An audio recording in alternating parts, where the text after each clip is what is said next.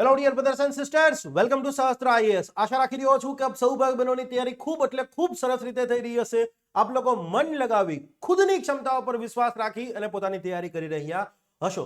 વિદ્યાર્થી મિત્રો, તમે આ તૈયારી કરી રહ્યા છો, ક્લિયર છે, ત્યારે તમારામાંથી મોટા ભાગના લોકોને ક્લિયર છે, આમ તો દરેકને કહીશ તોય ચાલશે, ક્યારેક ને ક્યારેક એવો વિચાર આવી જતો હોય કે ભાઈ આ તૈયારી કરી રહ્યા છે પણ ના થયું તો શું કરીશું. ત્યારે હંમેશા એક વસ્તુ યાદ રાખવાની કે આ વિચાર તમને એકને નહીં આખા ગામને આવે છે. તમારો કોઈ ભાઈબંધ હશે, માનો કે કોઈ કંપનીમાં જોબ કરી રહ્યો છે, કોઈ પીએસયુઝમાં જોબ કરી રહ્યો છે કે પછી એલએનટી જેવી કોઈ કંપનીમાં જોબ કરી રહ્યો હોય અને હવે એ કોઈ પ્રોજેક્ટ પર કામ કરી રહ્યો છે, તો એને આવો વિચાર આવતો હશે, પણ કોન્ટેક્ટ અલગ હશે કે ભાઈ હું આ પ્રોજેક્ટમાં કંપનીએ મને મૂક્યો છે, હું અહીંયા પરફોર્મન્સ આપી શકીશ કે નહીં. દુનિયામાં દરેક વ્યક્તિને એન્ઝાયટી છે ને આવતી જ હોય છે, but how you are dealing with that anxiety, that makes a difference.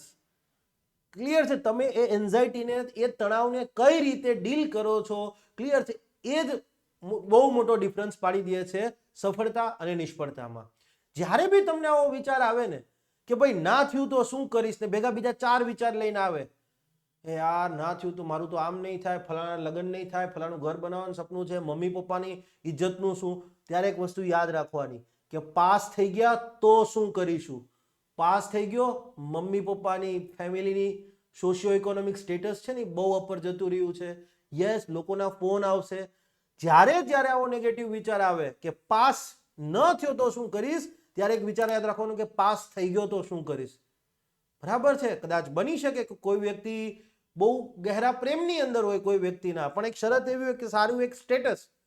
Yes, મને ગઈકાલે એક છોકરાનો ફોન, હું નામ નહીં રિવીલ કરી શકું, કે સર મારા માટે સરકારી નોકરી એટલા માટે એસેન્શિયલ છે કે હું કોઈ વ્યક્તિને પ્રેમ કરું છું. એ કે એટલે મેં કીધું તો શું થઈ ગયું. મને કે સર એમના ફાધરની એવી ઈચ્છા છે કે સરકારી નોકરી હશે તો જ કે હું મારી દીકરીનો હાથ દઉં. કે એમને મને મોઢા પર કહી દીધું. એટલે મારા માટે થોડીક કાલ્પનિક લાગ્યું કે ભાઈ યાર આ ખરેખર આ માણસ કલ્પનાઓની વાત કરે, સાચું બોલતો હશે. એ કે સાહેબ હું દ્યો એના સોગન ખાઈને કહું છું. ત્યારે મેં એમને કીધું કે કોઈ બી પિતા હોય એમની દીકરીનું તમને આપી રહ્યા છે તો ફ્યુચર તો એન્શ્યોર કરશે ને, બરાબર છે. અને તમારો એ પ્રેમ જ શું કામનો કે એના માટે તમે લડી ના શકો. ક્લિયર છે ને, તો એ પ્રેમ નથી, એ એટ્રેક્શન છે, બરાબર, આકર્ષણ છે. એટલે મેં કીધું if you really love that person, બરાબર છે, ધેન ફાઇટ ફોર ઇટ. એટલે કહેવાનો મિનિંગ એ છે કે નેગેટિવ વિચાર દુનિયાના દરેક વ્યક્તિને આવશે, બિલ ગેટ્સ સરને બી આવશે, ક્લિયર છે, વોરન બફેટ સરને બી આવશે, દરેક વ્યક્તિને આવે, બટ ક્લિયર છે એની સાથે ડીલ કરતા શીખવું જોઈએ. આજે તમે જે તૈયારી કરી રહ્યા છો, 153 જણા કે 100 વોટેવર XYZ વેકેન્સી છે, ક્લિયર છે, તમે એક વસ્તુ વિચાર કરો, એમાં જે વ્યક્તિ ટોપર બનશે ને એને પૂછશો ને તો એ કહે કે હા ભાઈ એક્ઝામ પહેલા તો મને આવતા હતા એવા વિચારો. તો આ બહુ સાહજિક છે, નોર્મલ વસ્તુ છે. અને હું વારંવાર એટલા માટે તમને આ કહું છું, લગભગ 4-5મા લેક્ચર આ વસ્તુ યાદ દેવડાવું છું, કારણ કે આપણો સમાજ એટલો કંજૂસ અને ચિંગુસ થઈ ગયો છે કે કોઈને ક્લિયર છે પ્રેમથી બરાબર સપોર્ટ આપવાના શબ્દો પણ નથી બોલી શકતા. એમાં ક્યાં પૈસા બે છે ભાઈ. આપણે આજે એવું થઈ ગયું છે કે તમે કોઈ વ્યક્તિને તમારી પ્રોબ્લેમ શેર કરો છો, ક્લિયર છે, તો 90% કેસમાં એ વ્યક્તિ કાં તો પોતાની પ્રોબ્લેમ કહેવા માંડશે અથવા તો એ પ્રોબ્લેમમાં આપણે વધુ જતા રહીએ એવા શબ્દો કહી દે છે. તમે સિમ્પલી, હું તો ખરેખર છોકરાઓને કહું છું કે તમે આ તૈયારી કરી રહ્યા છો, ગાંધીનગરમાં ગયા છો પહેલા જ વર્ષે, બરાબર છે, માનો કે, તો ત્યાં એવા લોકો હશે કે જે 2-2 વર્ષ 4-4 વર્ષથી પ્રિપરેશન કરતા હશે. આ જીવનનું સત્ય એમને સમજાઈ ગયું હશે કે જીવનમાં જો તમે કાંઈ એવું નથી કર્યું તો તમારી કોઈ જ વેલ્યુ નથી. એવા ઘણા સ્ટુડન્ટ મારા છે, બરાબર છે, કે જે લોકો 2-2 વર્ષથી પ્રિપરેશન કરેલા છે, એવા લોકો છે જેને 3 વર્ષ પછી સફળતા મળી છે. એ કે સર એ 3 વર્ષ કેમ નીકળ્યા છે એની મન જાણે છે. મમ્મી પપ્પા આપણી સામું જોતા હોય તો એમ લાગે કે આપણે બહુ મોટો અપરાધ કરી દીધો છે. ક્લિયર છે, તો આ લોકો પાસે પણ ખરેખર એમના સંઘર્ષમાંથી પણ ઘણું શીખવા જેવું છે. કોઈક વાર એમને એકલામાં બેસીને પૂછો ને તો ખ્યાલ આવે કે ચાલો હવે તો એવું થઈ ગયું ઘરે નહીં જઈ શકતા. મારા ખુદના સ્ટુડન્ટ છે ગાંધીનગરમાં, કે સાહેબ હવે ઘરે નથી જઈ શકાતું. કેમ? એટલે હું એટલું જ કહું છું કે this is a part of life, not a entire life. Clear છે, આ પ્રિપરેશનને એન્જોય કરો. ટેન્શન આવે તો ટેન્શનને મારો કિક. ક્લિયર છે, યસ, એન્જોય કરશો ને તો પ્રિપરેશન બર્ડન નહીં લાગે. અને જો એમ માનશો કે અરે યાર ભણવાનું છે, પાસ થવાનું છે, જિંદગીમાં નહીં થઈ શકો, જાઓ, તો એન્જોય કરો યાર, બરાબર છે, ચિલ. આનંદનો પણ ટાઈમ હોવો જોઈએ. પછી એવું ના થાય કે ભણવાનો ટાઈમ હોવો જોઈએ એવું આપણે કરવું પડે. આનંદનો એટલો ટાઈમ લઈ લે. લાઇબ્રેરીઓમાં એક તો નેટ બધું ફ્રી મળે છે, બરાબર છે. ફટાફટ આ વેબ સિરીઝ ડાઉનલોડ કરી ટેલિગ્રામ પરથી બધા મળી જાય છે. તો પ્લીઝ આ હેબિટ પાડી ઓછી કરજો, બરાબર છે. આ હેબિટ પડી ગઈ હોય તો એટલીસ્ટ પાસ ન થાવ ત્યાં સુધી કરો. પાસ થાવ પછી સબસ્ક્રિપ્શન લઈ લેજો, વાંધો નથી. ક્લિયર છે? ઓકે, ચાલો હવે આપણે જે ટોપિક ડિસ્કસ કરવાના છીએ ને એ બહુ ઇન્ટરેસ્ટિંગ ટોપિક છે. ક્લિયર છે? અને ઘણા બધા છોકરાઓ જે સેલ્ફ પ્રિપરેશન કરે છે મારી સાથે ટેલિફોનિક વાત કરતા હોય છે એ એવું કહે છે કે સાહેબ આ ટોપિક અઘરો લાગે છે. એટલે મેં કીધું કેમ અઘરો લાગે છે સાહેબ? એ કે બધું કનેક્ટ નથી થતું. જે આમ કનેક્ટ થવું જોઈએ ને એક બીજી વસ્તુઓ એ કનેક્ટ નથી થતી. એક છોકરાએ કીધું. એટલે મેં કીધું ભાઈ કેમ કનેક્ટ નથી થતી, બરાબર છે. એટલે એને ઘણા બધા પ્રશ્નો પૂછ્યા. પછી કે સાહેબ અમે ભાઈબંધ 4 ભાઈબંધો જોડે પ્રિપરેશન કરીએ છીએ અને લગભગ બધાને આ ટોપિકમાં કે આમ ખ્યાલ નથી આવતો હોય કે કારણ કે કહેવાય ને કે ઘણી બધી વસ્તુઓ અમે કે છૂટી જતી હોય ને એવું લાગે છે. તો મેં કીધું કોઈ વાંધો નહીં, બરાબર છે. આપણે ટોપિક ભણાવીશું, ક્લિયર છે, અને યુટ્યુબ પર મૂકી દઈશું. તો આ ટોપિક અધરવાઇઝ હું યુટ્યુબ પર મૂકવાનો જ નહોતો, ક્લિયર છે. 3 લેક્ચર ટોટલ થવાના છે અને 3 લેક્ચર આપણે યુટ્યુબ પર મૂકી દઈશું. તમારે કોઈ જ ચિંતા નહીં રહે. સ્ટેપ બાય સ્ટેપ હું જેમ કહું છું એમ જ જજો, અધરવાઇઝ નહીં ખ્યાલ આવે. કારણ કે આ યોજના જે સ્કીમ તમારી સામે તમે સ્ક્રીન પર જોઈ રહ્યા છો ટાઇટલ વાળી, એને સમજતા પહેલા કેટલું બેઝિક સમજવું પડે, ક્લિયર છે. અને એના માટે કેન્દ્ર સરકારનું એક બીજું નોટિફિકેશન હતું, central motor vehicle accident fund rules 2022. આ થોડાક સમજવા પડશે, ક્લિયર છે. અને પછી તમે આની અંદર ડાઈવ મારી શકશો, એમને નહીં ડાઈવ મારી શકો. સ્ટેપ બાય સ્ટેપ જોવાનું છે. લેક્ચર 1 છે એ સાવ બેઝિક બાબતો હશે. સ્ટેપ બાય સ્ટેપ એમ કહેવાય ને કે હું થોડો ધીમો જઈશ કારણ કે ઘણી બધી વસ્તુઓ અહીંયા નાની નાની વસ્તુઓ મેટર કરશે. તો લેક્ચર 1 છે એ બેઝિક થવાનો છે, ક્લિયર છે. એ સમજી ગયા તો જ લેક્ચર 3 આગળ જતા સમજાશે. યસ, લેક્ચર 3 માં આપણે અહીંયા આ સ્કીમ છે. જેમ કાયદામાં સેક્શન હોય ને તો આ સ્કીમમાં આપણે સિમ્પલી સેક્શન નથી બોલતા, પેરેગ્રાફ બોલીએ છીએ. 24 સેક્શન 24 પેરેગ્રાફ છે. એમાં 24 તો 2 જ લાઈનનો છે, પણ 20, 21, 22 અને 23 છોકરો કે સાહેબ 20, 21 થી આગળ જ નથી વધી શકાતું કે બાકી તો બધું સમજાઈ જાય છે. ચલો લેક્ચર 2 સાવ ઈઝી છે, પપલું છે. પણ આ સ્કીમની 20, 21, 22 અને 23 ની જે જોગવાઈ છે ને એ બહુ કાઠી પડે છે, બરાબર. એટલે હું એટલું જ કહું છું કે થોડું ધ્યાન બેઝિકમાં વધારે દેજો. ગેટ ધ બેઝિક્સ ફર્સ્ટ આપણે નથી કહેતા? યસ. તો પહેલા ચલો બેઝિકની વાત કરીએ. શું કહેવા માંગે છે આ યોજના? સ્કીમ એટલે તો યોજના. શેના માટેની યોજના છે? ફોર કમ્પેન્સેશન, વળતર માટેની યોજના. વળતર આપવાનું જો આપણે ખબર જ છે, પણ પ્રશ્ન એ થાય કે કોને વળતર આપવાનું? To victims of hit and run motor accident. Hit and run motor accident હોય, હિટ એન્ડ રન એક્સિડન્ટ હોય, એમાં જે લોકો ભોગ બન્યા છે, ક્લિયર છે, કોઈનું અવસાન થયું હોય, કોઈને ગંભીર ઈજા થઈ છે, તો આવા જે ભોગ બનેલા લોકો છે હિટ એન્ડ રન એક્સિડન્ટનો, એમને વળતર આપવા માટેની યોજના છે. ઓકે, આટલું તો ખબર પડી ગઈ. હિટ એન્ડ રન એક્સિડન્ટ કોને કહેવાય? બાય ધ વે આપણે મોટર વ્હીકલ એક્ટના ચેપ્ટર 11 ની અંદર એની ડેફિનેશન આવે છે કે એવો રોડ એક્સિડન્ટ, મોટર વાહન સંકળાયેલ હોય એવો રોડ એક્સિડન્ટ કે જેમાં ઘણી બધી તપાસ કર્યા પછી, રિઝનેબલ એફર્ટ કર્યા પછી પણ કયા વાહને આ એક્સિડન્ટ કરેલો છે એની ભાળ જ ના મળી, વાહનની ઓળખ જ ના થઈ શકી હોય. નોર્મલી એક્સિડન્ટ થાય રોડ ઉપર, મોટર વાહન સંકળાયેલું હોય, એક્સિડન્ટ થાય ખબર પડી જાય આપણે આ ગાડી હતી. પણ અમુક એવા એક્સિડન્ટ હોય આપણે કહીએ છીએ કે એમાં ક્લિયર છે વાહનની ભાળ જ ના મળે. અને મેં ત્યારે તમને સમજાવ્યું હતું, આપણે ઘણા ન્યૂઝમાં બોલીએ છીએ કે Tathya Patel hit and run case, વર્ષો પહેલા હતો Vismay Shah hit and run case. અને હિટ એન્ડ રન કેસની પરિભાષામાં જ ના કહી શકાય. કે તમે જાણો છો તથ્ય પટેલનો કેસ હતો, એમાં જાણીએ છીએ કે તથ્યભાઈ છે એ વાહન ચલાવતા હતા, વોટેવર. સાચું શું છે ખોટું શું છે એક કોર્ટનું કામ છે. પણ હું એટલું તો ચોક્કસ કહી શકું કે જે છાપાવાળો કહે છે હિટ એન્ડ રન કેસ, તો એ હિટ એન્ડ રન કેસની પરિભાષામાં નહીં આવે. કારણ કે તમને ખબર પડી ગઈ છે વાહન કોણ ચલાવતું હતું. જ્યારે ખબર જ ના હોય કે વાહન કોણ ચલાવી રહ્યું હતું, વાહનની જ ઓળખ ના થાય, વાહનની ઓળખ ના થાય, એને હિટ એન્ડ રન કેસ કહેવાય. બરાબર છે. હવે Vismay Shah hit and run case newspaper વાળા આવું જ લખે છે ઘણી જગ્યાએ જઈએ તમે જોશો એ ટાઈમના ન્યૂઝ એમ, but that is not a hit and run case. Hit and run કેસની પરિભાષા છે એ ડિફરન્ટ છે. અને મેં કીધું એમ વાહનની ઓળખ જ ના થાય. ક્લિયર છે? યસ. અહીંયા તો બીજે જ દિવસે એટ એ ટાઈમ ખબર પડી ગઈ હતી આપણને. ક્લિયર છે? યસ. આ ખાલી સમજૂતી માટે મેં બે કેસના નામ લીધા છે, બરાબર છે, બાકી કોઈ પેલું નથી. હા, એવું ના વિચારતા કે સાહેબ આ કેસનું નામ કેમ લીધું, બરાબર, એ કેસમાં શું થયું આ છે એની આપને કોઈ ખ્યાલ નથી. ઓકે, આ યોજના આપણે આગળ ભણવાનું શરૂ કરીએ એ પહેલા એના 5 ક્વેશ્ચન બને છે. 5 ક્વેશ્ચન. પહેલો ક્વેશ્ચન, આ યોજના કોણે બનાવી? કોણે બનાવી? યોજના કોણે બનાવી, કોણે ઘડી, એ પ્રશ્ન બને.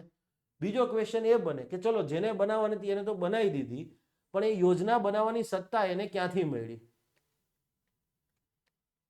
યોજના બનાવવાની સત્તા જેને કોઈએ બનાવી છે, યસ, એમને ક્યાંથી મળી? માનો કે આપણે સરકારે મોટર વ્હીકલ એક્ટ બનાવ્યો, તો મોટર વ્હીકલ એક્ટ ઘડવાની સત્તા સરકારને બંધારણમાં મળી છે. તો આ યોજના કોણે બનાવી? એ યોજના બનાવવાની સત્તા એને ચોથી મળી, મહેસાણાના લેખામાં આપણે કહીએ તો. ઓકે, પછી આ યોજના છે એને કયા દિવસે નોટિફાઈ કરવામાં આવી હતી? નોટિફાઈ કયા દિવસે કરવામાં આવી હતી? અમલવારી ક્યારથી થઈ છે? અમલવારી ક્યારથી, કયા દિવસથી? ઓકે, નોટિફાઈ ક્યારથી, અમલવારી ક્યારથી થઈ છે? તો પહેલો જવાબ કે આ યોજના કેન્દ્ર સરકારે બનાવી છે, ભારત સરકારે. આ યોજના છે એ કેન્દ્ર સરકારે બનાવેલી છે. હવે પ્રશ્ન એ થાય કે કેન્દ્ર સરકારને આ યોજના બનાવવાની સત્તા ક્યાંથી મળી? તો યસ, યાદ કરો, મોટર વ્હીકલ એક્ટનું એક ચેપ્ટર આવતું હતું, બરાબર છે, એની ચેપ્ટરમાં ક્યાંક જોગવાઈ હતી કે ભાઈ હિટ એન્ડ રન મોટર એક્સિડન્ટમાં જે લોકોનું અવસાન થાય કે કોઈને ગંભીર ઈજા થાય, તો એવા કેસમાં કંઈક અવસાન થયું હોય તો 2 લાખ અથવા કેન્દ્ર સરકારે નક્કી કર્યું એવી ઊંચી રકમ, ગંભીર ઈજા થઈ હોય તો 50,000નું ફિક્સ વળતર અથવા સરકાર નક્કી કરે એવી ઊંચી રકમ મળશે, આવું કંઈક કીધું હતું ચેપ્ટર 11, અને સેક્શન હતો સેક્શન 161. યસ, તો યોજના બનાવવાની સત્તા કેન્દ્ર સરકારને ક્યાંથી મળી? મોટર વ્હીકલ એક્ટ 1988 ના સેક્શન 161 હેઠળ. 161 માંથી સેક્શન 161 માં સ્પષ્ટ કીધું છે, આપણે યાદ કરો. ઓકે, નોટિફાઈ ક્યારથી થઈ? નોટિફાઈ ક્યારથી થઈ, તારીખ છે તો કે 25 ફેબ્રુઆરી 2022. અમલવારી ક્યારથી થઈ? તો મોટર વ્હીકલ એક્ટનું ચેપ્ટર 11 જે દિવસથી અમલમાં આવ્યું છે એ જ દિવસથી એની અમલવારી થઈ. તારીખ છે 1 April. Yes, motor vehicle act છે એનું ચેપ્ટર 11 જે વીમાવાળું ચેપ્ટર છે, વીમાની જોગવાઈ વાળું ચેપ્ટર, એ ચેપ્ટરના સંદર્ભમાં 2-3 વસ્તુઓ ખાસ યાદ રાખજો કે પહેલા તો એક જ માત્ર એવું ચેપ્ટર છે કે જેને આખું બદલવામાં આવ્યું છે 2019માં સુધારો આવ્યો એના અંતર્ગત. યસ, 2019માં જે મોટર વ્હીકલ અમેન્ડમેન્ટ એક્ટ આવ્યો એમાં મોટર વ્હીકલ એક્ટનું ચેપ્ટર 11 એકમાત્ર એવું ચેપ્ટર છે કે આખું બદલી દેવામાં આવ્યું. અને એ ચેપ્ટર નોર્મલી જ્યારે મોટર વ્હીકલ એક્ટ લાગુ થયો છે ત્યારથી લાગુ નથી થયું. એ ચેપ્ટર લાગુ થયું છે 1 એપ્રિલ 2022 થી. આ યોજના પણ ક્યારથી લાગુ થઈ? અગેન 1 એપ્રિલ 2022 થી.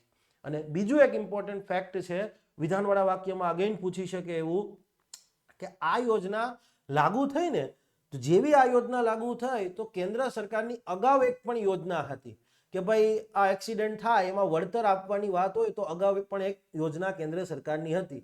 જેવી આ યોજના લાગુ થઈ ને એટલે પેલી યોજના અમલમાં નહીં રહે પછી, એવું કેન્દ્ર સરકારે કીધું. તો આ યોજના કઈ?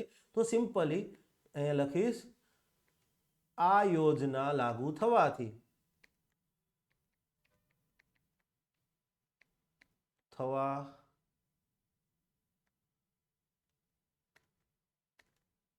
અથવા તો સિમ્પલી આ યોજના લાગુ થઈ અગાઉની સોલાસિયમ સ્કીમ, સોલાટિયમ ના બોલાય, સોલાસિયમ સ્કીમ 1989 1988 માં આપણે મોટર વ્હીકલ એક્ટ લાવ્યા અને એના અંતર્ગત આ સોલાસિયમ સ્કીમ જે છે એ ઘડવામાં આવી હતી અને એનો ઉદ્દેશ્ય સિમ્પલ આ જ હતો કે ભાઈ રોડ એક્સિડન્ટમાં જે લોકો ભોગ બને છે એમને વળતર આપવાની વાત હતી. યસ, તો અગાઉની જે સોલાસિયમ સ્કીમ હતી સ્કીમ અમલમાં રહેશે નહીં સિમ્પલી. અને હાલમાં વાત કરીએ તો આ યોજના અમલમાં થઈ એટલે અગાઉની સોલાસિયમ સ્કીમ 1989 હતી એ પછી લાગુ રહી નહીં, કારણ કે વળતર હવે આ નવી યોજના હેઠળ આપવાનું ચાલુ કરી દીધું આપણે. ક્લિયર થઈ ગઈ વસ્તુ? તો આ 5 સવાલ તો પહેલા અહીંયા જ થઈ ગયા. અને યસ, મેં કીધું એમ હવે આગળ જે એક્ઝામમાં ડોટ કનેક્ટ કરવા છે એના માટે પહેલા તો આપણે બેઝિક્સ ખબર હોવી જોઈએ. એ બેઝિક જ છે ને એકચ્યુઅલી તમારું ક્લિયર છે, આગળ જતા તમને આખો ટોપિક યાદ રાખવામાં હેલ્પફુલ થશે. અને એ બેઝિકના ભાગરૂપે આપણે મોટર વ્હીકલ એક્ટના 3 સેક્શનને યાદ કરીશું. જસ્ટ 3 સેક્શન, બરાબર છે? બહુ સિમ્પલ છે. એક તો સેક્શન 161, સેક્શન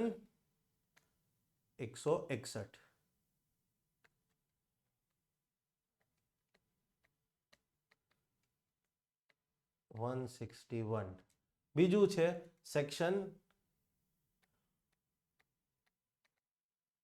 162, એનો સબ સેક્શન 2 જ યાદ કરવાનો છે આપણે.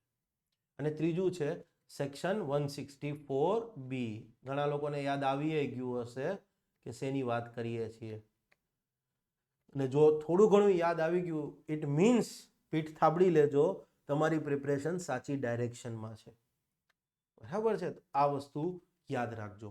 ઓકે, સેક્શન 161 શેની વાત કરે છે?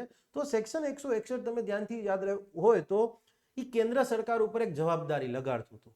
કેવી જવાબદારી? તો કે ભાઈ હિટ એન્ડ રન મોટર એક્સિડન્ટમાં જે લોકોનું અવસાન થાય છે કે પછી કોઈને ગંભીર ઈજા થાય તો એમને વળતર આપવાની જોગવાઈ કેન્દ્ર સરકારે કરવી પડશે, એવી જવાબદારી લગાડતું હતું. સેક્શન 161 સબ સેક્શન 2 માં હું વાત કરી હતી કે ભાઈ હિટ એન્ડ રન કેસમાં અવસાન થયું તો એને કેટલું વળતર મળશે? તો 2 લાખ રૂપિયા ફિક્સ, અથવા તો સરકાર નક્કી કરે એવી બીજી ઊંચી રકમ. સરકાર નક્કી કરે 3 લાખ તો 3 લાખ, પણ 2 લાખ તો ફિક્સ મળશે. હિટ એન્ડ રન કેસમાં અવસાન થયું હોય તો વ્યક્તિને નહીં મળે, એના જે વારસદાર હશે, કાનૂની વારસદાર, એને મળશે. ગંભીર ઈજા થઈ હોય તો વ્યક્તિને 50,000 રૂપિયા ફિક્સ, અથવા તો સરકાર નક્કી કરે એવી ઊંચી રકમ.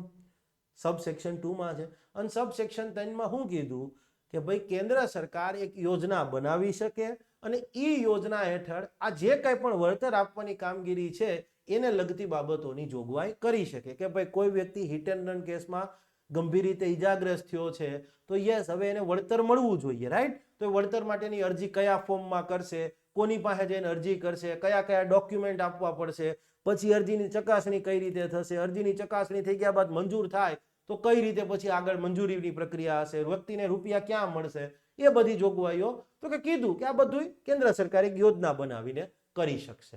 ક્લિયર થઈ ગઈ વસ્તુ? હું અહીંયા લખી દઉં છું કે જેથી આગળ તમારે વારંવાર જોવું ના પડે મોટર વ્હીકલ એક્ટમાં. તો યસ, મોટર વ્હીકલ એક્ટનો સેક્શન 161 છે એ કેન્દ્ર સરકાર ઉપર એક જવાબદારી લગાડે છે. સેન્ટ્રલ ગવર્મેન્ટ પર એક જવાબદારી લગાડે છે, એના ફરજિયાત છે.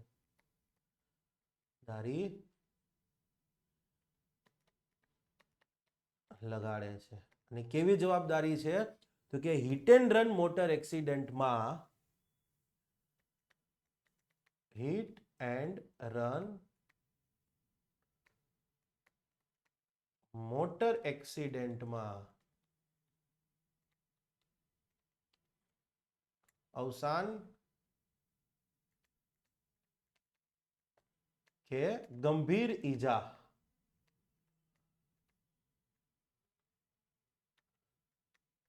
થવાના કેસમાં વળતર આપવાની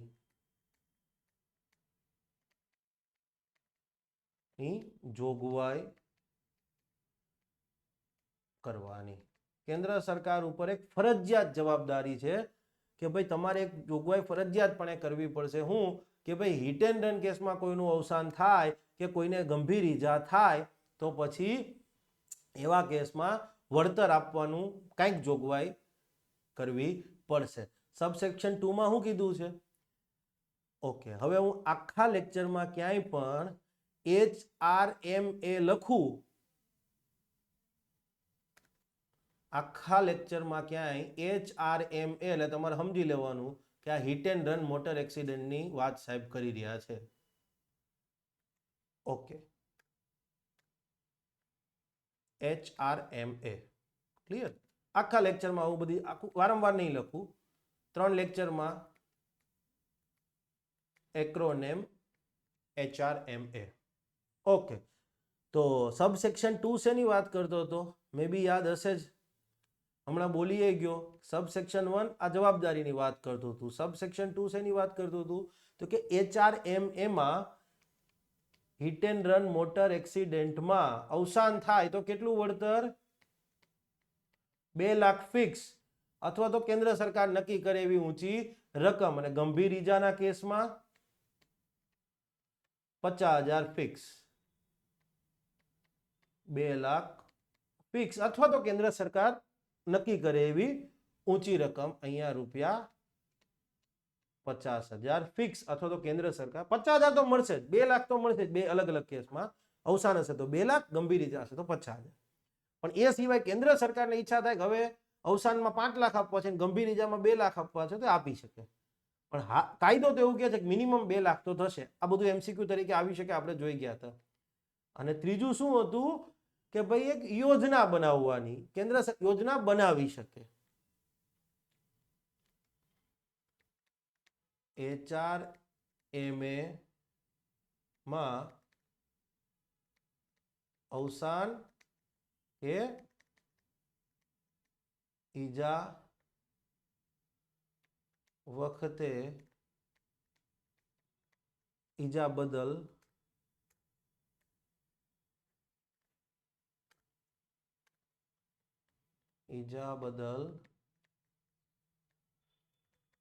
આપવાના થતા વળતર સંબંધિત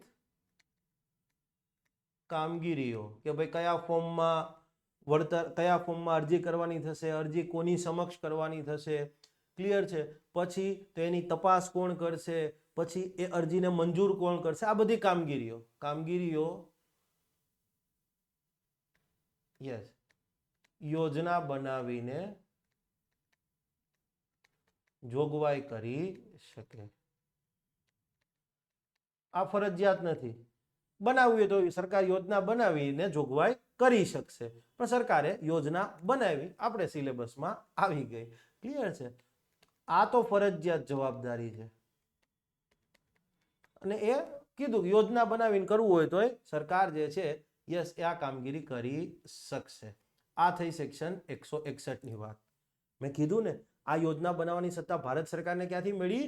મોટર વ્હીકલ એક્ટના સેક્શન 161, અને સબ સેક્શન પૂછે તો સબ સેક્શન 3.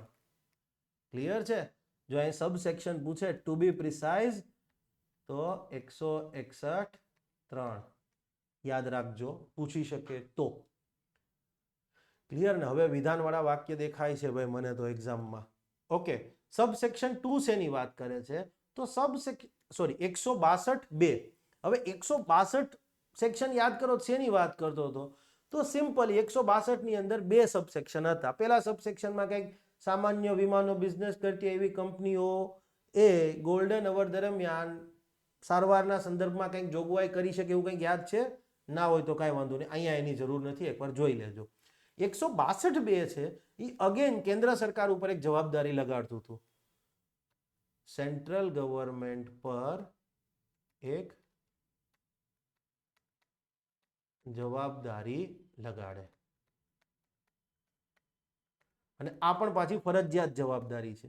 એવું ને કેન્દ્ર સરકાર ઈચ્છા પડે તો જ કરી શકે. આ યોજનાનું આપણે જોયું, હા, તો એમાં લખ્યું છે, મેં શબ્દનો પ્રયોગ થયો છે કે ભાઈ યોજના સરકારને બનાવી હશે તો એ યોજના બનાવીને નક્કી કરીએ કે કયા ફોર્મમાં ભરવું, આ છે તે છે. પણ જવાબદારી અહીંયા તો 2 કેસમાં ફરજિયાત છે. કેવી જવાબદારી?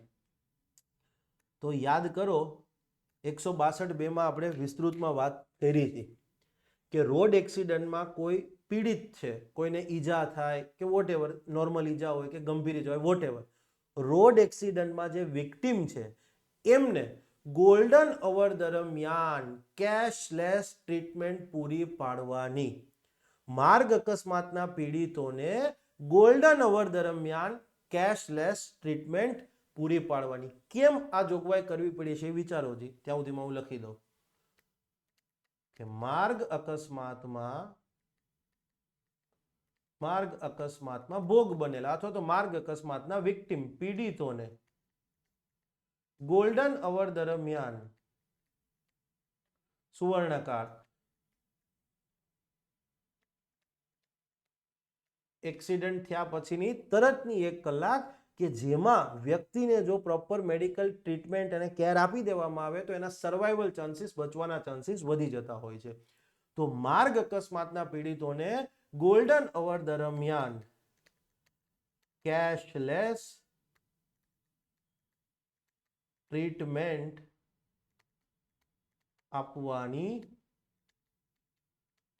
જોગવાઈ કરવાની. કેન્દ્ર સરકારે આવી જોગવાઈ કરવી જ પડશે. ક્લિયર છે કે ભાઈ માર્ગ અકસ્માતના પીડિતો છે, યસ, એને ગોલ્ડન અવર દરમિયાન હોસ્પિટલમાં લઈ જવામાં આવે તો એને cashless medical treatment obviously medical ટ્રીટમેન્ટની જ વાત કરી છે. જોડણી તમારે જે સાચી લાગે ને ગણી લેવાની, મને જોડણીમાં ભૂલ પડશે. ઓકે, હવે પ્રશ્ન એ થાય કે આ જોગવાઈ કેમ કરવી પડી? તો એકચ્યુઅલીમાં પહેલા શું હતું ખબર તમને? રોડ એક્સિડન્ટ થતા ને, એક્સિડન્ટ તો થવાના છે, થતા આજે થઈ રહ્યા છે ને આવતીકાલે થવાના છે. હવે પહેલા શું થતું, એક્સિડન્ટ થાય એટલે કોઈ ગુડ સામરીતન વ્યક્તિ હશે, માનો કે સમજવા માટે હોસ્પિટલ લઈ જાય જો ઇન્જર્ડ થયો છે એને તો ખબર નથી કે આ વ્યક્તિ કોણ છે, હોસ્પિટલ વાળાને ખબર નથી કે આ વ્યક્તિ કોણ છે, પણ હોસ્પિટલ વાળા એની ટ્રીટમેન્ટ ચાલુ નહોતા કરતા. એક તો પોલીસની બીક રહેતી હતી અને બીજી બી એવો હતો કે આની ટ્રીટમેન્ટ ચાલુ કરીએ અને શરૂઆતમાં સીધા પૈસા લાગી જાય, બીજા 2-3 ડોક્ટરો આ તેન સામાન લાગી જાય, માનો કે 50,000 રૂપિયા ખર્ચ થઈ ગયો, બચી તો જશે પણ એ 50,000 રૂપિયા આપશે કોણ? કે અમને વ્યક્તિનું તો નામ અતા પતા છે નહીં, કાંઈ હજી ખબર નથી, એના ઘરવાળાઓને તો ખબર નહીં હોય કે ભાઈ આપણા દીકરા દીકરીનો અથવા તો ભાઈનો વોટેવર XYZ નો એક્સિડન્ટ થયું છે, આવી ગંભીર ઈજા થઈ છે. 50 તો હોસ્પિટલ વાળા શું કરતા હતા, પોલીસ અને ફેમિલી ના આવે ત્યાં સુધી ટ્રીટમેન્ટ ચાલુ નતા કરતા. અને આના રીઝનથી એવું થતું હતું કે ખરેખર જો પ્રોપર ટ્રીટમેન્ટ મળી ગઈ હોય પહેલી જ સુવર્ણકાળ દરમિયાન તો વ્યક્તિના બચવાના ચાન્સીસ વધી જતા હતા.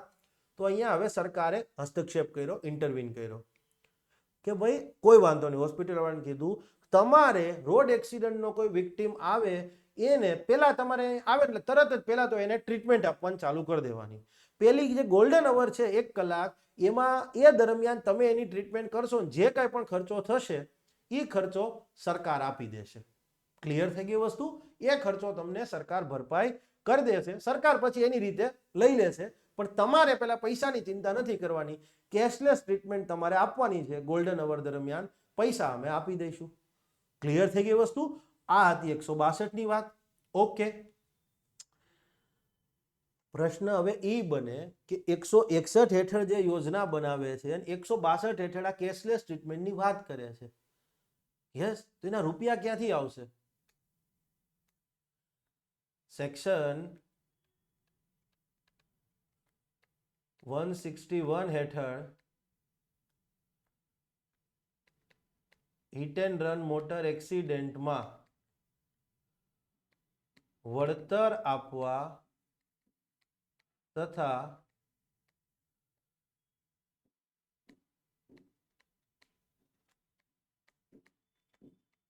હેઠળ ઘડેલી યોજના મુજબ માર્ગ અકસ્માતના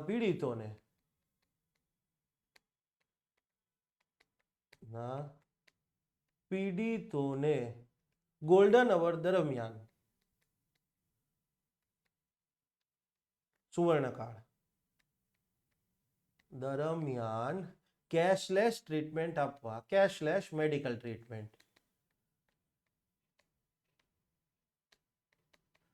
ટ્રીટમેન્ટ આપવા માટે નાણાં ક્યાંથી આવશે? ફંડ એના વગર તો કાંઈ નથી ને ભાઈ. નાણાં ક્યાંથી આવશે? આ પેલો પ્રશ્ન આય બને ને ભાઈ કે આ રૂપિયા ક્યાંથી આવશે. ક્લિયર? તો આનો જવાબ છે તમને મળે છે સેક્શન 164B ની અંદર.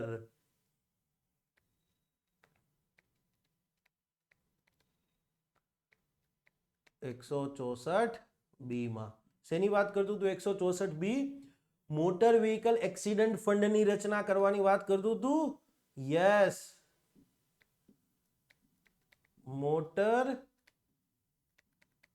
Vehicle accident fund MVAF. યાદ છે? યસ, આ પૈસા ક્યાંથી આવશે? મોટર વ્હીકલ એક્સિડન્ટ ફંડમાંથી આ રૂપિયા આવશે. અને યસ, કેન્દ્ર કાયદામાં તો જોગવાઈ છે કે ભાઈ એક મોટર વ્હીકલ એક્સિડન્ટ ફંડ રહેશે. યસ, કેન્દ્ર સરકારે બેઝિકલી આ ફંડને ધ સેન્ટ્રલ, આપણે સિલેબસમાં નથી, motor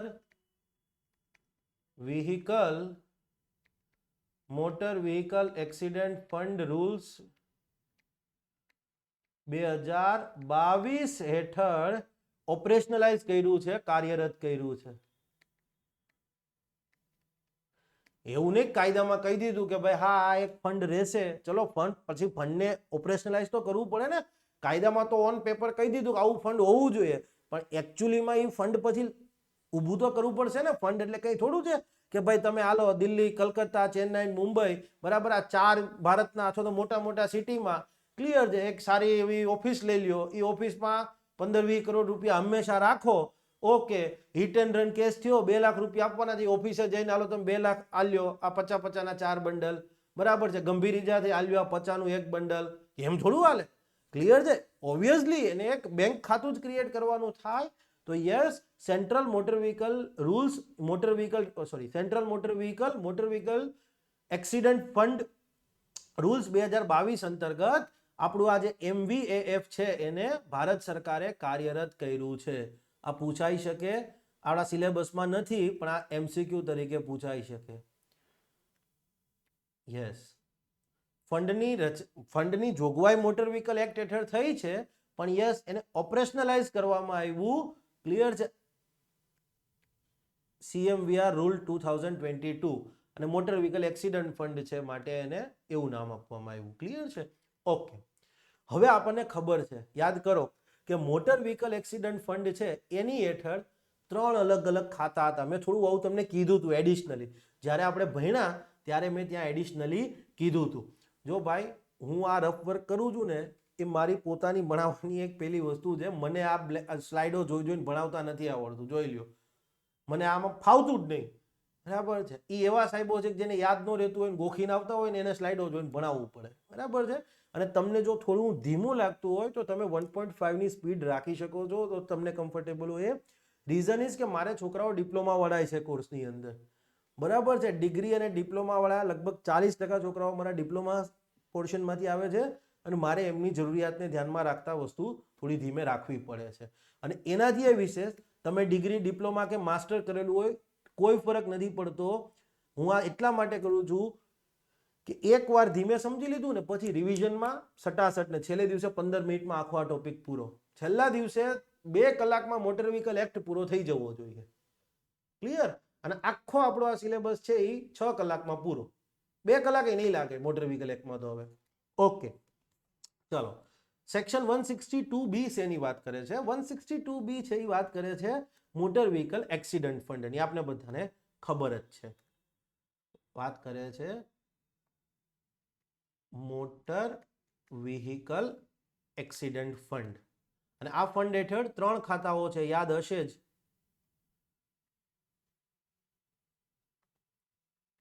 motor vehicle accident fund. અને આ ફંડ હેઠળ 3 ખાતાઓ હતા. કયા કયા 3 ખાતાઓ હતા? એક હતું એકાઉન્ટ ફોર ઇન્શ્યોર્ડ વ્હીકલ, બીજું હતું account for uninsured vehicle and hit and run motor accident, અને ત્રીજું હતું hit and run compensation account. આ 3 ખાતા હતા, મે બી યાદ હશે.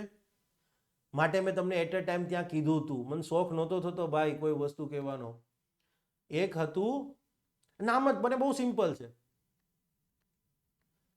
Account for insured vehicle. Insured vehicle, બીજું શું હતું? એકાઉન્ટ ફોર કોના માટેનું એકાઉન્ટ? ઇન્શ્યોર્ડ વાહન માટેનું એકાઉન્ટ. બીજું આવે account for uninsured vehicle. Account for અનઇન્શ્યોર્ડ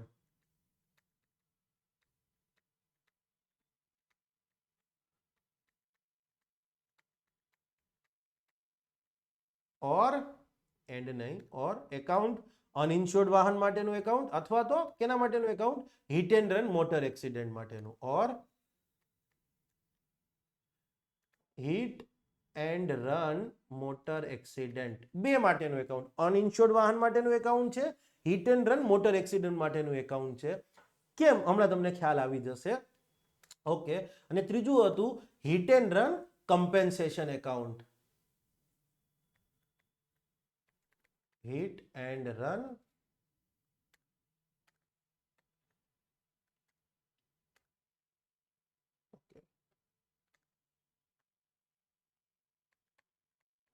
hit and run compensation account.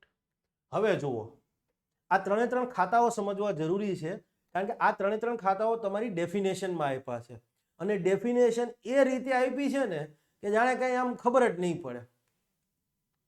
બરાબર? ડેફિનેશન એ રીતે આપવામાં આવી છે કે કાંઈ એટલે કાંઈ ખબર નહીં પડે. ક્લિયર? તો સિમ્પલી આપણે એને પહેલા સમજવાનો પ્રયત્ન કરીશું સ્ટેપ બાય સ્ટેપ. ઓકે. હવે તમે એક વસ્તુ વિચાર કરો, અહીંયા hit and run compensation account, આ ત્રણે ત્રણ ખાતા છે MVAF ની નીચે જ. બરાબર છે? ત્રણે ત્રણ આ ફંડની હેઠળ જ ત્રણ અલગ અલગ ખાતા છે, તો સ્વાભાવિક છે ત્રણે ત્રણ ખાતામાંથી કંઈક રૂપિયા ખર્ચ થતા હશે. હવે કયો રૂપિયો ક્યાં ખર્ચ થતો હશે, ક્લિયર છે, એના વિશે વાત કરવાની છે. બસ, બીજું કાંઈ એટલે કાંઈ આમાં બેઝિકમાં બસ આ ડોટ કનેક્ટ કરવાના છે, અહીંથી કરવાના છે. હવે ત્રીજાથી શરૂઆત કરીએ. Hit and run compensation account. આપણને ખબર છે કે હિટ એન્ડ રન કેસની અંદર અવસાન થયું તો 2 લાખ રૂપિયા વળતર આપવું જ પડશે. યસ, હિટ એન્ડ રન કેસની અંદર સમજવા માટે ગંભીર ઈજા થઈ 50,000 રૂપિયા વળતર આપવું પડશે. તો એ રૂપિયા ક્યાંથી આપવામાં આવશે? આ ખાતામાંથી. હિટ એન્ડ રન કમ્પેન્સ, નામ જ સૂચવે છે કમ્પેન્સેશન એકાઉન્ટ, અર્થાત તો કે વળતરનું ખાતું છે. તો yes, hit and run motor એક્સિડન્ટમાં અવસાન કે પછી ગંભીર ઈજા વખતે આપવાનું થતું વળતર આ ખાતામાંથી ચૂકવવામાં આવશે.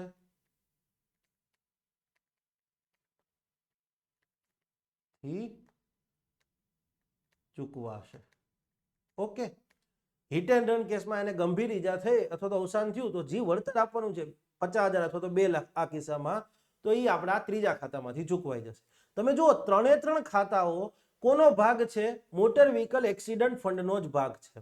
તો હિટ એન્ડ રન કમ્પેન્સેશન એકાઉન્ટને આપણે કઈ રીતે વ્યાખ્યાયિત કરી શકીએ કે ભાઈ મોટર વ્હીકલ એક્સિડન્ટ ફંડનો એક ભાગ, મોટર વ્હીકલ એક્સિડન્ટ ફંડનો એક ભાગ કે જેમાંથી કયા રૂપિયા ચૂકવવામાં આવશે? તો કે હિટ એન્ડ રન મોટર એક્સિડન્ટમાં કોઈનું અવસાન થયું અથવા કોઈને ગંભીર ઈજા થઈ તો જે વળતર આપવાનું છે એ આમાંથી ચૂકવવામાં આવશે.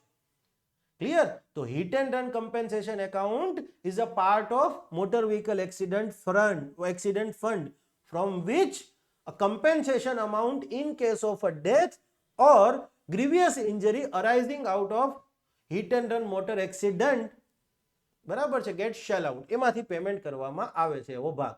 ક્લિયર? ઓકે. આ તો એક વસ્તુ થઈ ગઈ. હવે અહીંયા આવી જાઓ, account for insured vehicle. Insured vehicle એટલે શું?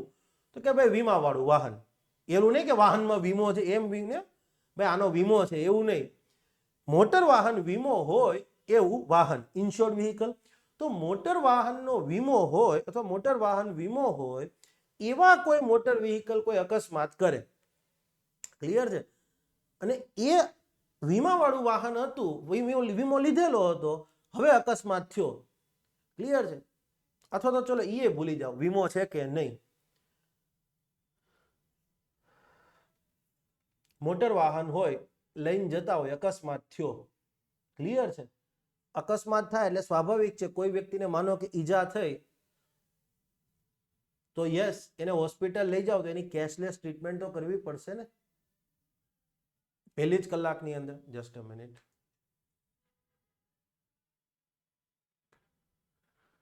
હા ખબર નહીં હવે.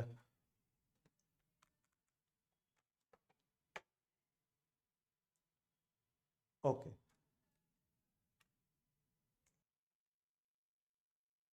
સોરી મિત્રો. ચાલો, એકાઉન્ટ ફોર ઇન્શ્યોર્ડ વ્હીકલ એટલે શું કહેવા માંગે છે?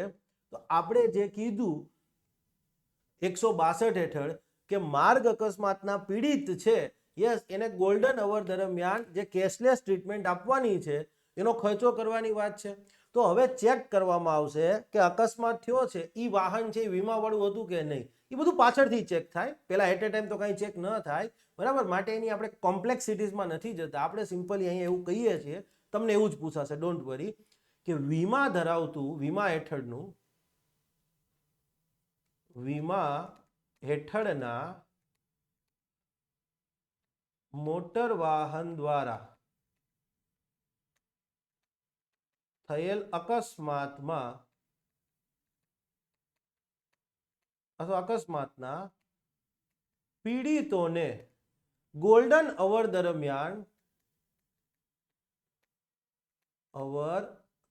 દરમિયાન કેશલેસ મેડિકલ ટ્રીટમેન્ટમાં થયેલ ખર્ચ આ ફંડમાંથી ચૂકવાશે. સિમ્પલી ક્લિયર છે કે ભાઈ મોટર વીમા હેઠળનું કોઈ વાહન હોય અને એમાં અકસ્માત થાય તો જે કોઈ પણ વ્યક્તિ વિક્ટિમ બને છે, જેને કોઈ પણ ઈજા થાય છે, વોટએવર, હવે એને હોસ્પિટલ લઈ જાય, ગોલ્ડન અવર દરમિયાન જે કેશલેસ મેડિકલ ટ્રીટમેન્ટ પૂરી પાડવામાં આવી એનો જે ખર્ચ થયો, ક્લિયર છે, એ આ ફંડમાંથી આ ખાતામાંથી ચૂકવવામાં આવશે. સોરી, ફંડ નહીં, ખાતામાંથી. આ ખાતામાંથી ચૂકવાશે.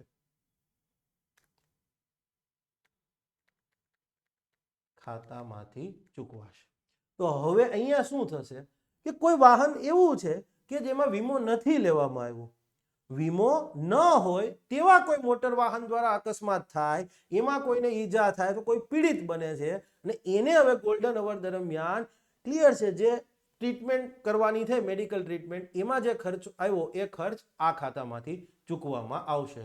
વીમો ન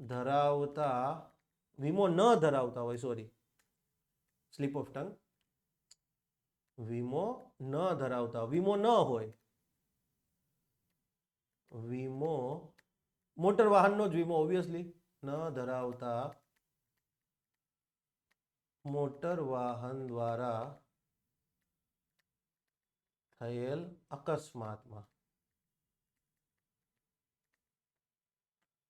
અકસ્માતના પીડિતોને, આ ડેફિનેશનો આપી જો એને સિમ્પ્લિફાય કરીને સમજાવી રહ્યો છું ભાઈ, થયેલ અકસ્માતના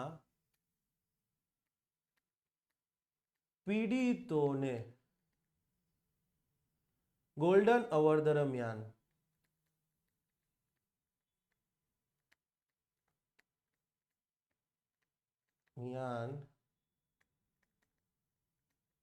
કેશલેસ મેડિકલ ટ્રીટમેન્ટ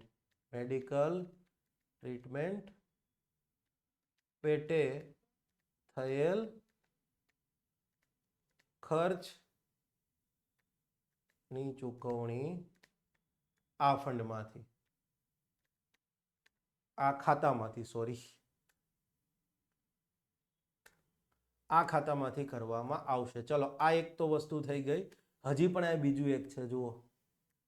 હવે એક વસ્તુ વિચાર કરો, હિટ એન્ડ રન કેસ હોય, હવે એ તો આપણને ખબર નથી કે એટ અ ટાઈમ વાહન શું છે, પોલીસ તપાસ કરે પછી ચલો નથી ખબર પડતી, પણ એ પહેલા તો સામાન્ય એક્સિડન્ટ જ હતો ને. એક્સિડન્ટ થયો હોય તો પેલો ડ્રાઈવર ભાગી ગયો ને આપને ખબર ના પડી, ઓકે, પણ એક્સિડન્ટ તો હતો જ. બરાબર છે. આપણને એટ અ ટાઈમ થોડી ખબર છે કે હિટ એન્ડ રન કેસ છે. એ તો પોલીસ તપાસ કરશે, પછી વાહનની ભાડ નહીં મળે ત્યારે પછી પોલીસ કોર્ટમાં જાય ને કહે કે ભાઈ હા આમાં વાહનની ભાડ નથી મળી, ત્યારે એને હિટ એન્ડ રન કેસ તમે ગણી શકો. એમને સીધે સીધો હિટ એન્ડ રન કેસ ન ગણી શકાય ને ભાઈ. યસ. તો હવે એક્સિડન્ટ થયું અને માનો કે accident hit and run accident case નીકળો તપાસ પછી, બરાબર. તો હવે માનો કે કોઈ એક્સિડન્ટમાં ક્લિયર છે પીડિત વ્યક્તિને હોસ્પિટલ લઈ જવામાં આવ્યા, ક્લિયર છે, યસ, એની મેડિકલ ટ્રીટમેન્ટ શરૂ થઈ ગઈ અને વોટ એવર XYZ રકમ ખર્ચ થઈ ગઈ. પાછળથી ખબર પડી કે accident hit and run case હતો, સમજવા માટે. તો હવે એક વસ્તુ વિચાર કરો, ઇન્શ્યોર્ડ વ્હીકલ કે અનઇન્શ્યોર્ડ વ્હીકલની કેટેગરીમાં નથી આવતો, વાહનની ભાડે જ નથી મળી એટલે એને આપણે હિટ એન્ડ રન કેસ કીધો. યસ. તો હવે આવા કેસમાં આ હિટ એન્ડ રન કેસની અંદર પણ ક્લિયર છે ગોલ્ડન અવર દરમિયાન મેડિકલ ટ્રીટમેન્ટ આપવામાં આવી, ક્લિયર છે, તો એનો જે ખર્ચ થશે એ ખર્ચ આમાંથી સેકન્ડ એકાઉન્ટમાંથી કરવામાં આવશે. સમજાવવું હજી આગળ એક હજી સ્ટેટમેન્ટ બાકી છે, કોઈને ક્વેશ્ચન થવા માંડ્યો હશે. હિટ એન્ડ રન મોટર એક્સિડન્ટના પીડિતોને, હિટ એન્ડ રન મોટર એક્સિડન્ટના પીડિતોને જેનું કોઈનું અવસાન થયું તો ગંભીર ઈજા, તો પાછું પેલા તો એ પીડિત જ હતો ને. યસ. પીડિતોને ગોલ્ડન અવર દરમિયાન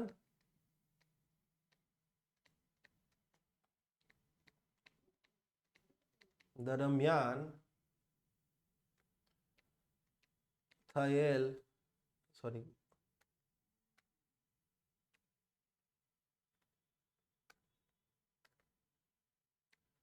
અપાયેલ કેશલેસ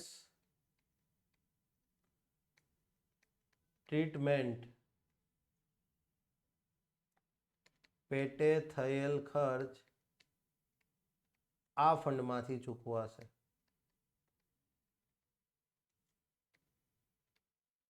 સિમ્પલ. ઓકે.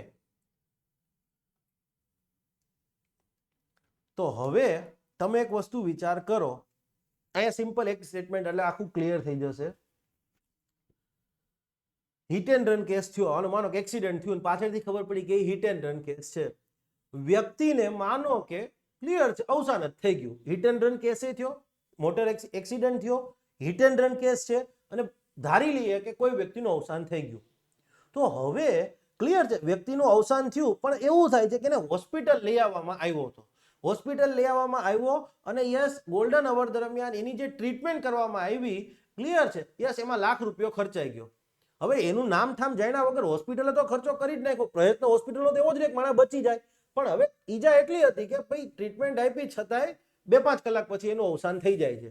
તો હવે એનું અવસાન થઈ ગયું એટલે એના જે વારસદારો હશે એ સરકારમાં અરજી કરશે કે ભાઈ આ hit and run compensation scheme છે એના અંતર્ગત અમને આમાં ₹2,00,000 વળતર મળવા પાત્ર છે. ઓકે. તો સરકાર એમાં ચકાસણી કરશે ને બધું કરીને 2 લાખ આપી દેશે. તો હોસ્પિટલ વાળા કે ભાઈ તમે એને ₹2,00,000 વળતર આપ્યું પણ એને ગોલ્ડન અવર દરમિયાન અમે કેશલેસ ટ્રીટમેન્ટ આપી હતી ને એ પાછળ અમારે ₹1,00,000 ખર્ચ થઈ ગયા, તો એનું શું? તો હવે અહીંયા આ યોજનામાં એવી જોગવાઈ છે, તમે સેક્શન 22માં આવશો ને, પેરેગ્રાફ 22 ક્લિયર છે, એમાં આવશે કે માનો કે હિટ એન્ડ રન કેસની અંદર કોઈને વળતર મળવા પાત્ર હોય, અવસાન થયું હોય તો 2 લાખ, ગંભીર ઈજા થઈ હોય તો 50,000, પણ એને હવે ગોલ્ડન અવર દરમિયાન બી કેશલેસ ટ્રીટમેન્ટ આપવામાં આવી હોય તો એનો જે ખર્ચ થાય ને અહીંયા બાદ થઈ જશે. મતલબ પેલો જે વ્યક્તિ હતો કે જેને આપણે હિટ એન્ડ રન કેસ હતો, હોસ્પિટલ લઈ આવ્યા, અવસાન થઈ ગયું, 2 લાખ મળવા પાત્ર છે, પણ એને ગોલ્ડન અવર દરમિયાન ટ્રીટમેન્ટ આપી એમાં હોસ્પિટલનું બિલ ₹1,00,000 આવ્યું, તો હવે સરકાર છે એને ક્લિયર છે 2 લાખ વળતર નહીં આપે, 2 લાખ વળતર મળવા પાત્ર છે પણ ₹1,00,000 તો ભાઈ પેલા હોસ્પિટલને ગયા એટલે એ હોસ્પિટલને ચૂકવી દેશે. ક્લિયર થઈ ગઈ વસ્તુ? તો એકચ્યુઅલીમાં એ ₹1,00,000 આ સેકન્ડ એકાઉન્ટમાં જમા થઈ જાય. કેમ? કારણ કે કેશલેસ ટ્રીટમેન્ટ આપી હતી એનો ખર્ચ સેકન્ડ એકાઉન્ટમાંથી થયો હતો. First account, this is first account, this is second account and this is third account. તો ભાઈ ₹2,00,000 તો આમાંથી મળે છે પણ ₹1,00,000 પેલા ટ્રીટમેન્ટ આપી એનાય ચૂકવવાના ને, તો એ ₹1,00,000 થર્ડ એકાઉન્ટમાંથી સેકન્ડ એકાઉન્ટમાં જમા થઈ જશે. ક્લિયર છે? અને સિમ્પલી પેલા પીડિતને એના વારસદાર હશે એને ₹1,00,000 મળશે. ક્લિયર, ગંભીર ઈજા થઈ, માનો કે 50,000 વળતર મળવા પાત્ર છે, પણ એને માનો કે પહેલી 1 કલાક દરમિયાન જે ટ્રીટમેન્ટ આપી, ક્લિયર છે, એમાં સમજવા માટે 20,000 રૂપિયાનો ખર્ચ થઈ ગયો તો હવે એને 30,000 નું જ વળતર મળશે, ક્લિયર છે, બસ બાકીના 30,000 નો ખર્ચો થયો, 20,000 મળશે, બાકીના 30 આ થર્ડ ખાતામાંથી સેકન્ડ ખાતામાં જમા થઈ જશે, ક્લિયર છે, આ સિમ્પલ વસ્તુ છે, યસ. તો હવે અહીંયા હું એક વસ્તુ લખી શકું એમ છું, જસ્ટ અ મિનિટ, મારે ખુદને ગાયબ થવું પડશે 1 મિનિટ માટે, હા, કારણ કે મારે નીચે લખવાનું છે અહીંયા, ધ્યાનથી સમજજો. જો હિટ એન્ડ રન મોટર એક્સિડન્ટના પીડિતને હિટ એન્ડ રન મોટર એક્સિડન્ટના પીડિતને ગોલ્ડન અવર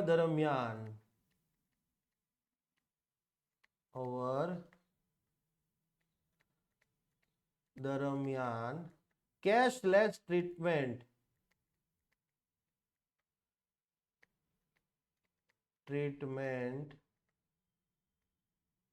આપવામાં આવી હોય તો તે પેટે થયેલ ખર્ચની રકમ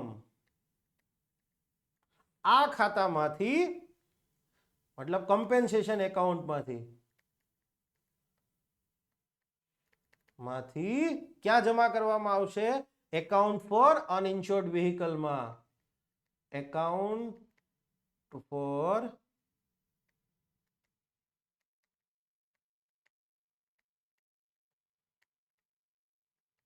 એન્ડ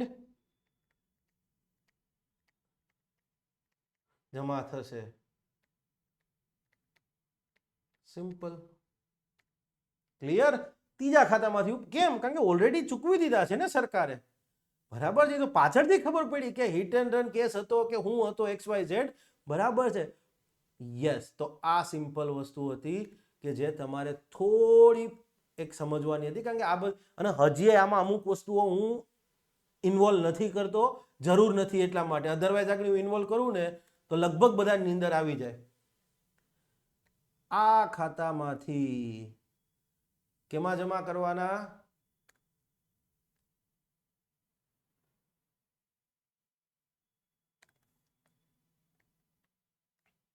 નહીં, બહુ વધારે પડતું ડાર્ક થઈ જશે.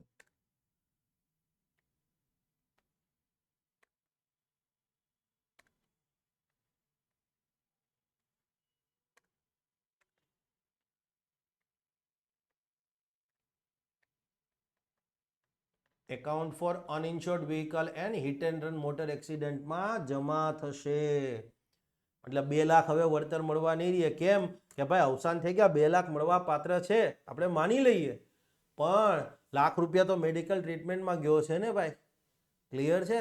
તો પેલા લાખ રૂપિયા હોસ્પિટલ ને વળતર 2 લાખ નહીં, હવે 1 લાખ જ મળવા પાત્ર રહેશે, કારણ કે જમા આ થર્ડ એકાઉન્ટમાંથી સેકન્ડ એકાઉન્ટમાં આવી ગયા, ક્લિયર છે. હોપફુલી તમને લોકોને એકવાર જોઈ લો. હું એકવાર આને સેવ બી કરી લઉં, બહુ મહા મહેનત થઈ છે ભાઈ. હા, ઓકે, ચાલો. આટલી વસ્તુ જે છે, હજી આમાં અમુક વસ્તુઓ મેં નથી ઇન્વોલ્વ કરતો, રીઝન એ છે કે તમારા સિલેબસમાં નથી. આ જે પોર્શન આપણે આ જે પાર્ટ કીધો ને રૂલ્સ 2022 વાળા, એ આપણા સિલેબસમાં નથી, માટે હું ક્લિયર છે એને કરાવતો નથી એ વસ્તુઓ, બરાબર છે. બાકી સિમ્પલ એવું છે કે માનો કે અકસ્માત થયો, એ અને બી જઈ રહ્યા છે, એ છે એ કાર લઈને જઈ રહ્યો છે, બી છે એ 2 વ્હીલ લઈને જઈ રહ્યો છે. સમજવા માટે, અકસ્માત થયો ત્યારે માનો કે બી છે એ નોર્મલી ચલાવીને જઈ રહ્યો છે અને એ એને કાર છે પાછળથી અડાડી દે છે, બરાબર છે. તો આપણને ખબર છે એટ અ ટાઈમ અકસ્માત થયો ત્યારે કે એનો વીમો છે કે વીમો નથી, કે હવે આગળ જતા હિટ એન્ડ રન કેસ થઈ જશે. એટલે પહેલા તો સિમ્પલી ક્લિયર છે, યસ, એને હોસ્પિટલ લઈ જવામાં આવશે, કેશલેસ ટ્રીટમેન્ટ આપી દેવામાં આવશે, પોલીસ કેસ થશે, પછી ખબર પડશે ને કે વાહન એનો વીમો હતો કે નહીં.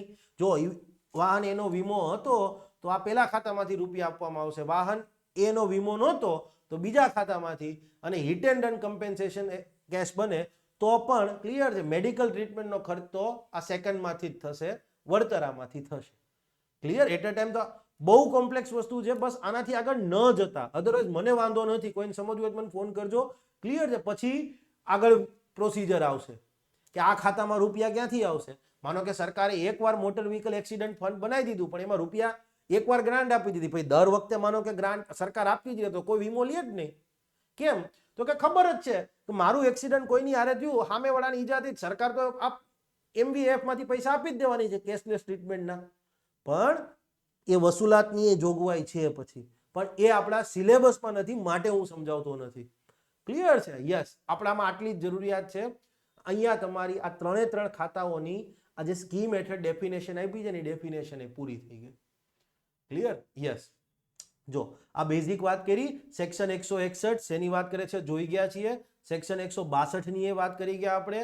યસ, મોટર વ્હીકલ એક્સિડન્ટ ફંડની અને એના 3 ખાતાઓ જે આપ્યા છે એની પણ વાત કરી ચૂક્યા છીએ. ક્લિયર છે? મને બોલતા આવડતું તું અહીંથી સીધું આ થઈ જાય, બટ એમ મારું એ કામ નથી. બરાબર છે? યસ. જનરલ વાત કરીએ. હવે આપણી સ્કીમ અહીંથી શરૂ થાય છે. બરાબર છે? સ્કીમ આપણી અહીંથી, ટોપિક અહીંથી શરૂ થાય છે. ટોપિક ઓફિશિયલી અહીંથી શરૂ થાય છે. ક્લિયર છે? અહીંથી બી નહીં, આમ ગણો તો.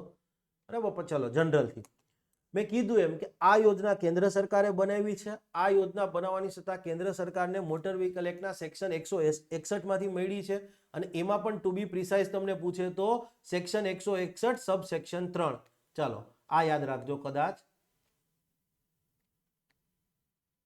સબ સેક્શન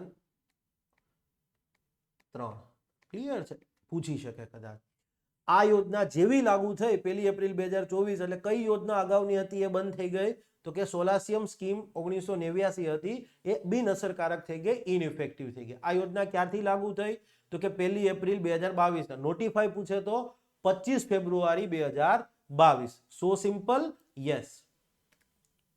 ઓકે, ચાલો આ પણ કરી દીધું છે. શોર્ટ ટાઇટલ આ કેમ જતું રહ્યું છે? કશું નથી. આ યોજનાનું નામ શું છે? તો compensation to victims of hit and run motor accident scheme, આવું નામ છે. આમાં સ્લાઇડ હશે પણ કઈ વાંધો નહીં. ચાલો ચાલુમાં જ મૂકી દઈએ આપણે.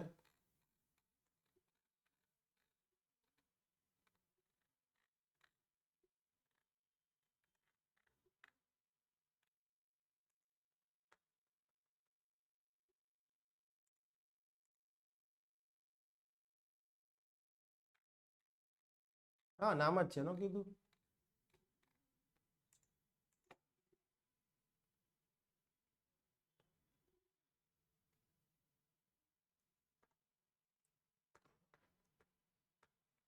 આ યોજનાનું સત્તાવાર નામ શું છે? તો યસ, મેં કીધું એમ compensation to victims of hit and run motor accident scheme 2022. આ યોજનાનું આ સત્તાવાર નામ છે. બધું ગુજરાતી આપ્યું છે, ડોન્ટ વરી, કઈ જરૂર નથી. ક્યારથી અમલમાં આવી? ઇટ શેલ ક્યારથી અમલમાં આવશે? મતલબ એવું કે ઇટ શેલ કેમ ઇનટુ ઇફેક્ટ ઓર કેમ into force from 1 April 2022. Already આપણે કહી ચૂક્યા છીએ. ઓકે, હવે સબસેક્શન 2 ની વાત કરીએ. ડેફિનેશન્સ, વ્યાખ્યાઓ આપી છે. એક્ટ એટલે શું? કાયદો. એક્ટ એટલે સિમ્પલ ગુજરાતીમાં કહીએ કાયદો. આ યોજનામાં ક્યાંય પણ એક્ટ શબ્દનો પ્રયોગ થયો ત્યારે તમારે સમજવાનું કે મોટર વ્હીકલ એક્ટની વાત કરે છે. ક્યાંય સેક્શન શબ્દનો પ્રયોગ થયો હશે તો ઓબ્વિયસલી એ મોટર વ્હીકલ એક્ટના જ સેક્શનની વાત કરે છે. એક્ટ એટલે શું? તો એ જ એક્ટ જેમાંથી આ યોજના બનાવવાની સત્તા સરકારને મળી છે. તો આ સ્કીમમાં કાંઈ પણ કાયદા હેઠળ અથવા સેક્શન લખ્યું હોય તો કાયદો લખ્યો હોય તમારે સમજવાનું કે મોટર વ્હીકલ એક્ટની વાત કરે છે. અને યસ, સેક્શન લખ્યો તો સમજવાનું મોટર વ્હીકલ એક્ટના સેક્શનની વાત કરે છે. ઓકે, માનો કે અહીંયા let say for example second છે ડેફિનેશન, એમાં લખ્યું છે સેક્શન 162. તો કયા સેના સેક્શન 162? મોટર વ્હીકલ એક્ટના સેક્શન 162 ની વાત કરે છે. નેક્સ્ટ છે account for insured vehicle. Insured vehicle માટેનું ખાતું. તો પહેલા તો સિમ્પલી શું કહી શકાય કે આ મોટર વ્હીકલ એક્સિડન્ટ ફંડનો એક ભાગ છે. મોટર વ્હીકલ એક્સિડન્ટ ફંડનો એક ભાગ છે. અને એક સેના માટેનો છે? તો કે ભાઈ મોટર વાહન વીમો ધરાવતું હોય એવા કોઈ વાહન દ્વારા અકસ્માત થાય, એમાં કોઈ વ્યક્તિ વિક્ટિમ બને, પીડિત બને, એને હવે સેક્શન 162 હેઠળ જે સ્કીમ બનાવી છે, ઇન શોર્ટ ગોલ્ડન અવર દરમિયાન yes medical treatment, cashless medical treatment આપવા માટેની સ્કીમ. તો યસ એવું કહે છે કે વીમો ધરાવતું હોય એવા કોઈ મોટર વાહન દ્વારા અકસ્માત થાય અને એમાં કોઈ વ્યક્તિ પીડિત છે, એને હવે જો કેશલેસ ટ્રીટમેન્ટ આપવામાં આવી હોય તો યસ એ પેટે જે ખર્ચ થાય એ ખર્ચ આ ખાતામાંથી ચૂકવવામાં આવશે. હવે જો એને લખ્યું છે શું means such part of fund. હવે ફંડ એટલે મોટર વ્હીકલ એક્સિડન્ટ ફંડ, ફંડનો એક ભાગ ધેટ ઇઝ યુટિલાઇઝડ ફોર, કે જેનો ઉપયોગ ક્યાં થશે, for the cashless treatment of victims of motor accidents caused by insured vehicle. Insured વાહનને કરેલો હોય એવા મોટર વાહનના કોઈ વિક્ટિમ છે, પીડિત છે, એને કેશલેસ ટ્રીટમેન્ટ આપવાની થાય એ માટે આ ખાતાનો ઉપયોગ થશે.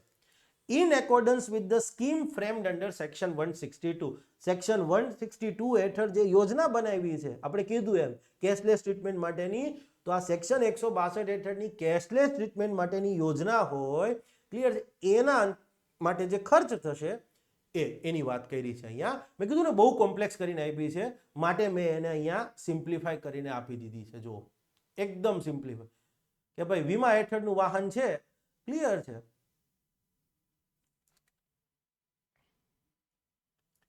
વીમા હેઠળના મોટર વાહન દ્વારા થયેલ અકસ્માતના પીડિતોને ગોલ્ડન અવર દરમિયાન કેશલેસ મેડિકલ ટ્રીટમેન્ટમાં થયેલો ખર્ચ. હવે ગોલ્ડન અવર દરમિયાન કેશલેસ ટ્રીટમેન્ટ એટલે શું, 162 હેઠળની યોજના જ થઈ. ગોલ્ડન અવર દરમિયાન લખી દઉં તમને, ચાલો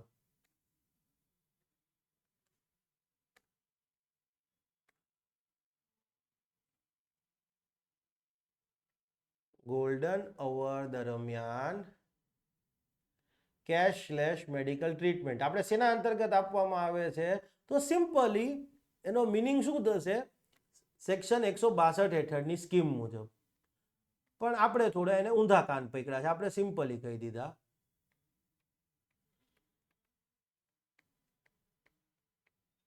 હેઠળ ઘડેલી યોજના મુજબ. હોપફુલી જે લોકો યુટ્યુબ પર જોઈ રહ્યા છે એમને સેક્શન 162 ક્લિયર કરી લીધો હશે, અથવા સેલ્ફ સ્ટડીમાં હશે, બરાબર, કાં તો તમારા સાહેબોએ હરખો ભણાવ્યો હશે. That is also another thing.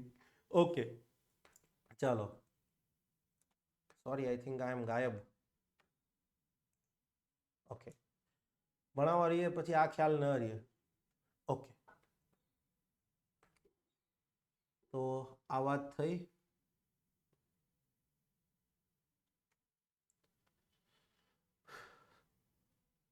Account for uninsured vehicle or hit and run motor accident. પહેલા તો કહે કે ફંડનો એક ભાગ, કયા ફંડનો, સચ પાર્ટ ઓફ અ ફંડ, મતલબ મોટર વ્હીકલ એક્સિડન્ટ ફંડનો એક ભાગ ધેટ ઇઝ યુટિલાઇઝડ ફોર, શેના માટે એનો ઉપયોગ થાય છે, cashless treatment of victims of motor accidents caused by uninsured vehicle. Uninsured motor વાહન દ્વારા કોઈ અકસ્માત થાય એના પીડિતોને, કે પછી હિટ એન્ડ રન એક્સિડન્ટ્સના પીડિતો છે એને કેશલેસ ટ્રીટમેન્ટ આપવાની થાય. કઈ મુજબ, 162 હેઠળ ઘડેલી સ્કીમ મુજબ એને કોઈને કેશલેસ ટ્રીટમેન્ટ આપવાની થશે, તો યસ એ ખર્ચ આ એકાઉન્ટમાંથી કરવામાં આવશે. કેશલેસ ટ્રીટમેન્ટ એટલે શું, સિમ્પલ ક્યારના વાત કરીએ છીએ કે સેક્શન 162 હેઠળ ભારત સરકાર જે યોજના બનાવે ને એ યોજના અંતર્ગત, ક્લિયર છે, રોડ અકસ્માતના પીડિતો છે, રોડ એક્સિડન્ટ વિક્ટિમ્સ છે, ક્લિયર છે, એને કોઈ ટ્રીટમેન્ટ આપવામાં આવી તો એને કહીશું કેશલેસ ટ્રીટમેન્ટ. સો સિમ્પલ, પૂછાઈ શકે, કેશલેસ ટ્રીટમેન્ટની વ્યાખ્યા પૂછાઈ શકે, બરાબર છે. Yes, claim inquiry officer. હવે ક્લેમ ઇન્ક્વાયરી ઓફિસર એટલે શું, એકદમ દેશી ભાષામાં કહું ને, ભૂલી જાવ અહીંયા હું આપ્યું છે. કાં તો તમારા પ્રાંત અધિકારી એસડીએમ જે ડેપ્યુટી કલેક્ટર હોય, 3-4 જિલ્લા વચ્ચેનો આખો એક પ્રાંત બને, કાં તો એ પ્રાંત અધિકારી, અથવા તો મામલતદાર આપણી દેશી ભાષામાં, કાં તો એને મામલતદાર પણ આવશે, અથવા તો આપણા તાલુકો હોય, તાલુકામાં જે રેવન્યુની સબ ડિવિઝન હોય, મહેસૂલી શાખા હોય, તાલુકાની મહેસૂલી શાખાના જે ઇન્ચાર્જ અધિકારી હોય ને, ક્લિયર છે, આપણે સામાન્ય ગુજરાતમાં એ નાયબ મામલતદાર હોય છે, અને યસ એ આપણે સર્કલ ઓફિસર એવું કહેતા હોઈએ છીએ. એ કાં તો પછી રાજ્ય સરકાર નક્કી કરે એવા એસડીએમ કે પછી મામલતદારથી નીચેના રેન્ક ઉપરના ન હોય એવા કોઈ અધિકારી. હવે આ યોજના હેઠળ ક્લેમ ઓફિસર એટલે શું? ક્લિયર છે? આપણે સિમ્પલી અહીં કીધું સબ ડિવિઝનલ ઓફિસર, આપણે ગુજરાતમાં કહીએ તો એના માટે પ્રાંત અધિકારી એવો શબ્દ પ્રયોગ થાય છે. આપણે એસડીએમ કહીએ છીએ, એસડીઓ લખ્યું છે, પ્રાંત અધિકારી, બસ બીજું કાંઈ નહીં. ક્લિયર છે? યસ. અથવા તો તહેસીલદાર, તહેસીલ એટલે આપણે મામલતદાર જેને કહીએ છીએ એ મામલતદાર. ઓકે. અથવા તો કોણ? તો કે તાલુકાની મહેસૂલી શાખા હોય, યસ, એના ઇન્ચાર્જ અધિકારી, મામલતદાર કે પછી તાલુકામાં, રાજ્યમાં જિલ્લો લખ્યું જુઓ, of a state, revenue district, taluka, ભાઈ રાજ્ય છે, રાજ્યમાં જિલ્લો છે, જિલ્લો હોય એમાં તાલુકો હોય, તો તાલુકામાં મહેસૂલી શાખા, રેવન્યુ શાખા, મહેસૂલી શાખાના ઇન્ચાર્જ અધિકારી. મામલતદાર ઓફિસમાં મામલતદાર પછી કોઈનો રૂઆબ હોય ને તો એ આ સર્કલનો હોય, કારણ કે જમીનની બધી ફાઇલો એમની પાસે આવતી હોય. બરાબર છે? બધા તલાટીઓ, તાલુકાના જેટલા બી તલાટીઓ હોય ને એ બધા તમને આમ ખુશ રાખે કે હા ભાઈ સાહેબ ખુશ રહેવા જોઈએ. યસ.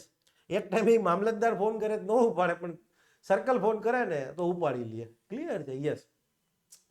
તો ક્લેમ ઇન્ક્વાયરી ઓફિસર એટલે શું? તો સિમ્પલી સબ ડિવિઝનલ ઓફિસર અથવા તો તહેસીલદાર કે પછી તાલુકામાં જે મહેસૂલી શાખા છે, રેવન્યુ સબ ડિવિઝન છે, ક્લિયર છે, એના ઇન્ચાર્જ હોય એવા અધિકારી, અથવા તો ક્લિયર છે એવા કોઈ રાજ્ય સરકાર નિર્દેશિત કરે એવા એસડીઓ કે પછી અથવા એસડીએમ કે પછી મામલતદારથી નીચેના રેન્ક ઉપર ન હોય એવા કોઈ અધિકારી, એને કહીશું ક્લેમ ઇન્ક્વાયરી ઓફિસર.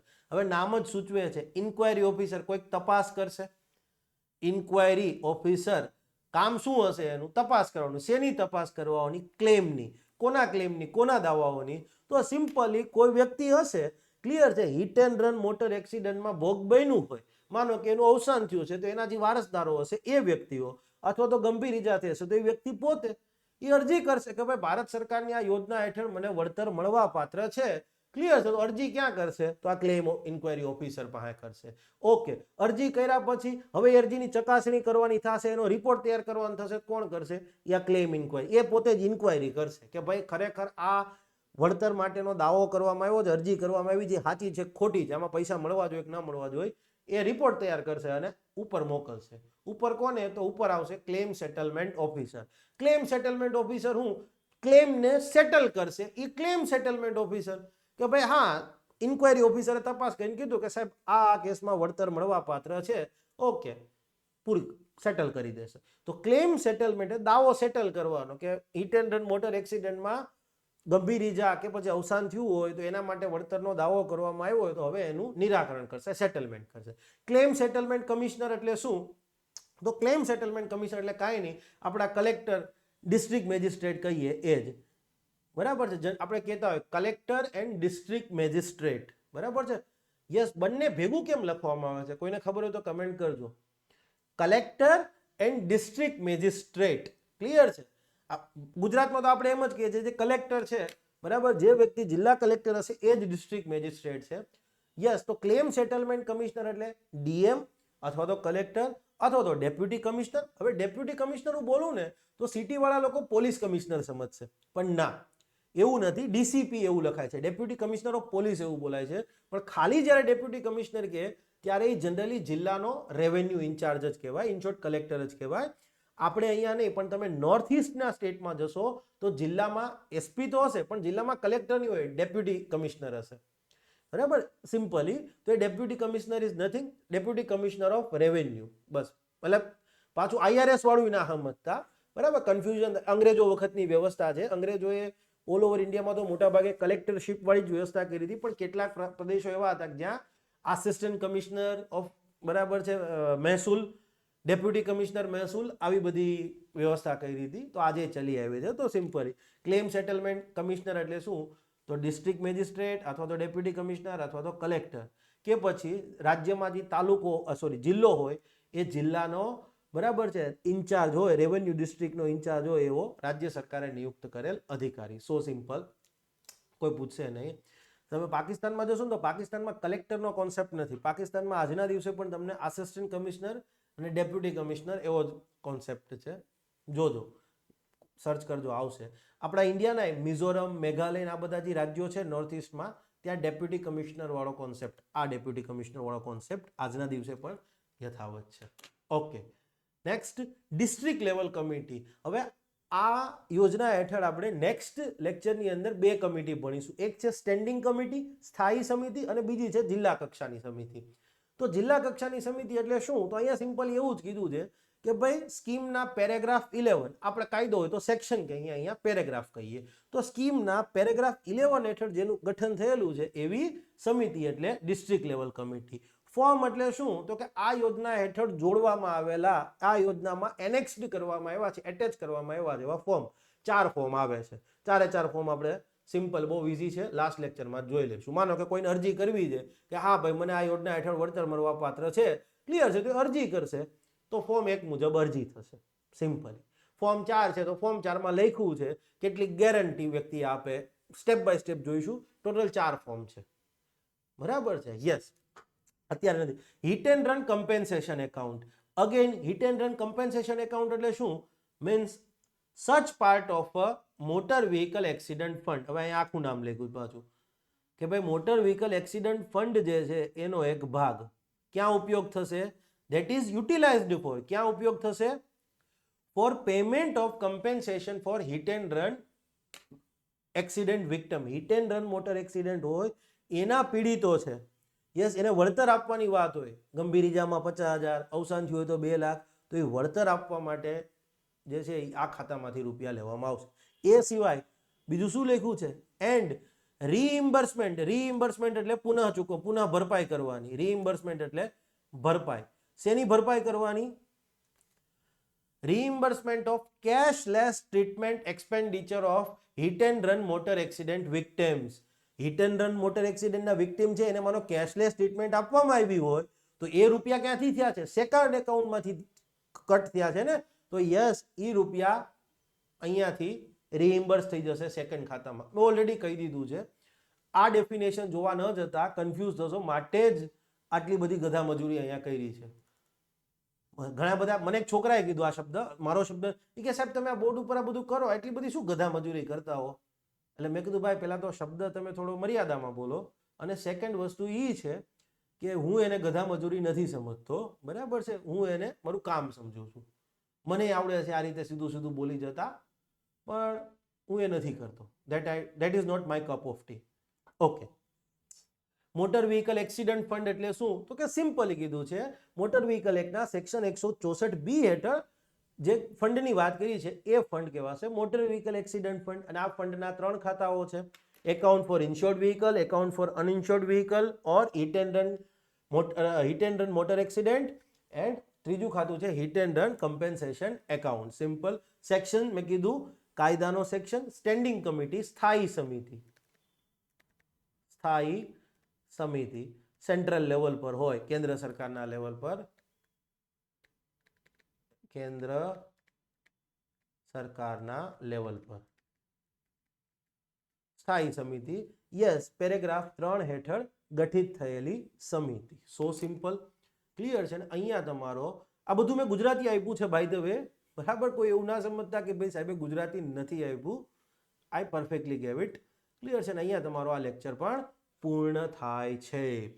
થોડો કોમ્પ્લેક્સ હતો, પણ એનું રીઝન એ હતું મારે તમને સેકન્ડ અને એનાથી ઇમ્પોર્ટન્ટ થર્ડ લેક્ચર જે આવવાનો છે ને આ સ્કીમનો, વેરી ઇમ્પોર્ટન્ટ. આ સ્કીમમાંથી સવાલ આવશે ને, તો માનો કે આ સ્કીમમાંથી 5 સવાલ આવ્યા, જસ્ટ એક રેન્ડમ ઉદાહરણ તરીકે આપી રહ્યો છું. માનો કે આ સ્કીમમાંથી 5 સવાલ આવ્યા, તો 3 સવાલ લખી રાખજો, બરાબર છે? હું થર્ડ લેક્ચરમાં જે ભણાવવાનો છું ને એમાંથી આવશે. માનો કે 5 આવ્યા તો 3.